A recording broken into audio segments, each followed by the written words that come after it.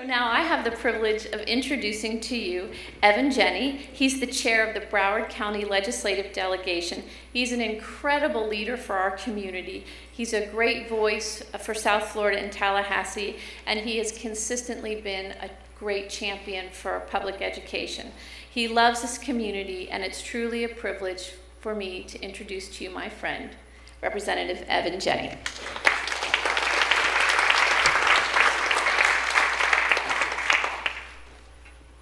I feel very professional with that up there like that. First of all, thank you all for being here this evening. It's a real distinct pleasure to get to moderate this event here tonight because at the end of the day, we're facing somewhat of a crisis in the state of Florida when it comes to not only education, but all facets, including, of course, teachers. Your hands went up and down real quick while I was sitting down in the front row. How many folks are teachers right now or studying to be a teacher in the very near future? That's what it was. That was the magic question. And really, that's what tonight's event is about. It's about you and trying to empower you and to make you as effective as humanly possible in your chosen profession. A chosen profession that is near and dear to my personal heart because my mother's a school teacher. And there were a lot of school teachers along the way. I was not the best student growing up, so there were a lot of teachers along the way that helped me get to the position that I am now and actually able to affect how my community gets along. Education has, without question, bared the brunt of our revenue shortfalls in Tallahassee. When I got to Tallahassee just 5 years ago, the budget was approximately $82 or $83 billion.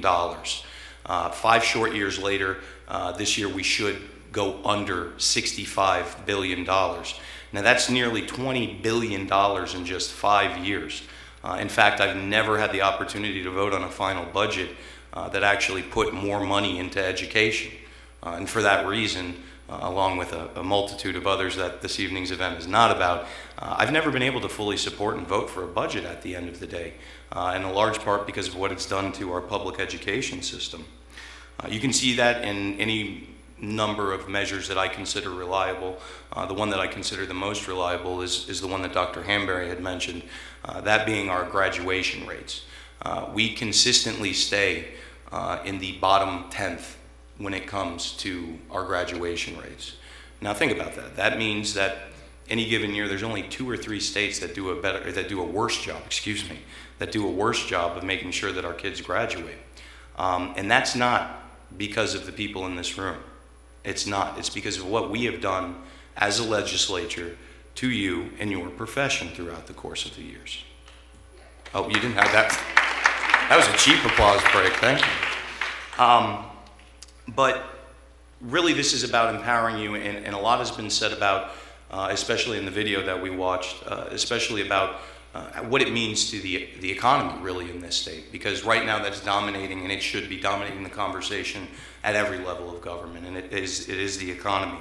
But I pose this philosophical question to you. What company would come to a state that chooses to put a guillotine over the head of every teacher and not say you're intrinsically doing a good job, you're working under the presumption as teachers that you are not doing a good job and you can be fired at any moment? What company would want to come here when we spend so very little on education as compared to other elements of our budget? What company is going to want to come here and bring their employees and their children here when they know for a fact at the end of the day that all they can be sure of is that their kid is going to be able to bubble in the letter A, B, C, or D better than any other child in the union right now?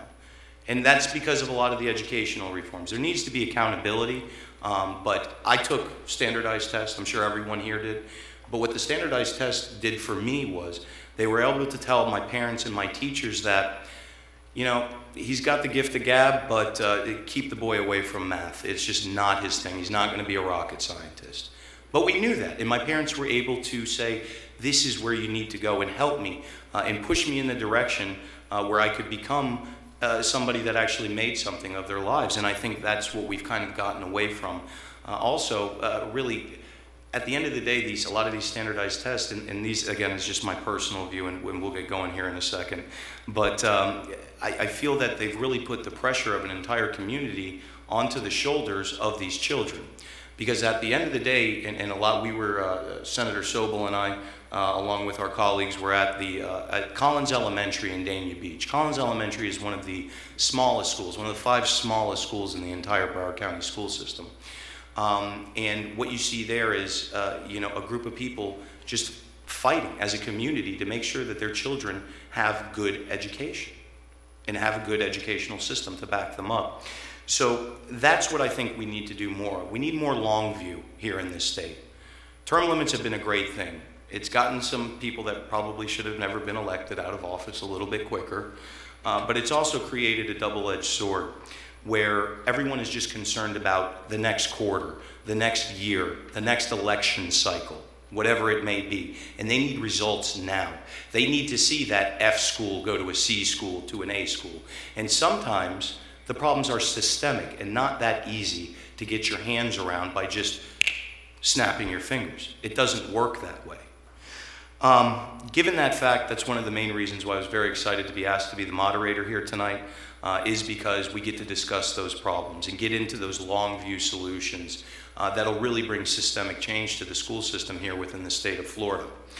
Before we get started, I was handed a note, and I want to be sure that these 2 folks are recognized. We have a few more dignitaries here with us this evening. My colleague from the Florida House, and really somebody who has fought consistently for teachers. I really consider him to be the heart and soul of the legislature when it comes to educational issues. I don't know where he's standing, but State Representative Martin Keir. There he is.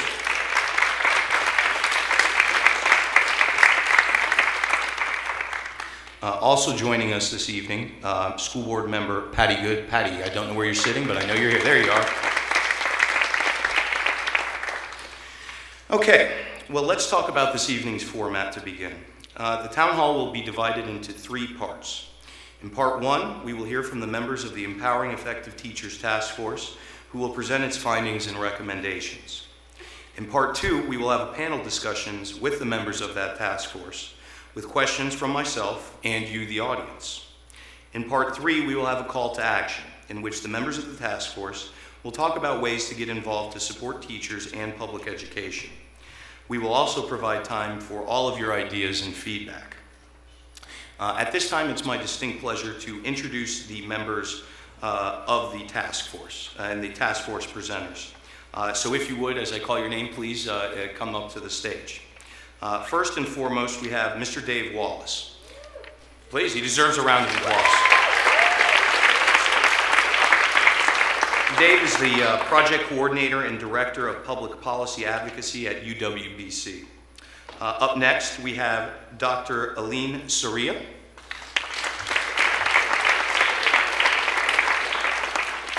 Dr. Soria is the Dean of Teacher Education at Broward College. Up next, we have Dr. Kathy Kirk. Dr. Kirk is the coordinator for teacher evaluation for Broward County Public Schools. Up next, we have Nicole Marsala. Nicole is the proud recipient and very honorable awardee of the 2009 Broward Teacher of the Year Award. So, Nicole. Very good.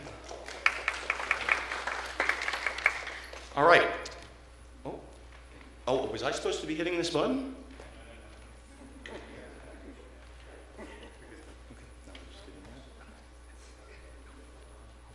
Go ahead. Yeah. Good evening. I just want to give a little bit of background about the Empowering Effective Teachers Initiative, and then I will be handing the mic over to our presenters over on my left, who will share some of the findings and recommendations of the task force. The Empowering Effective Teacher Initiative was a 2-year initiative that was funded by United Way Worldwide and the Gates Foundation to develop an advocacy agenda and public engagement strategies around supporting effective teaching. In order to drive this work, we brought together a very diverse group of educators, parents, elected officials, community, and business leaders to begin to look at those issues that support teachers. The initiative, by the way, has been a collaborative effort with the United Ways in Tallahassee, Tampa, and Jacksonville, as well as similar groups in the states of Tennessee and North Carolina. Our goal in this initiative was to have persons from diverse points of view work together to find common ground that support effective teaching in Broward County. We had 4 guiding principles that were a part of this work that we were doing. The first guiding principle was that every child deserves an effective teacher in every subject every year. And our second guiding principle was every teacher deserves the tools and resources necessary to be successful in that task. Our third principle was any work around this issue had to be grounded in reliable data using multiple metrics and evidence-based best practices. And finally, any efforts around education reform and around this initiative had to be done in collaboration with teachers, parents, students, administrators, school boards, teacher unions, government, business, and a broad array of community stakeholders. In other words, the whole community needed to be a part of this conversation because it's important to all of us. So the task force itself was brought together in September of last year. We realized that issues around increasing student achievement are very complex, and there's a lot of contributing factors. We specifically focused our attention around teachers and around effective teaching because the preponderance of data shows us that the most significant impact on student achievement that schools can control is having an effective teacher in every classroom and giving those teachers the tools and resources necessary to be successful. So our focus was on teachers. But specifically, we then narrowed our focus in 3 areas. How do we prepare the best teachers? How do we fairly and accurately measure their effectiveness? And then how do we retain our best teachers? So as part of that work, we conducted listening sessions across Broward County with educators, with parents, with students to get their feedback and ideas. And then the task force itself spent the last 10 months looking at national studies, best practices from other districts, other states, and even other countries to put together the findings and recommendations that we're sharing with you today. And I might add, as you walked into the door this evening, you were given the actual report, and please take time to read through that in more detail.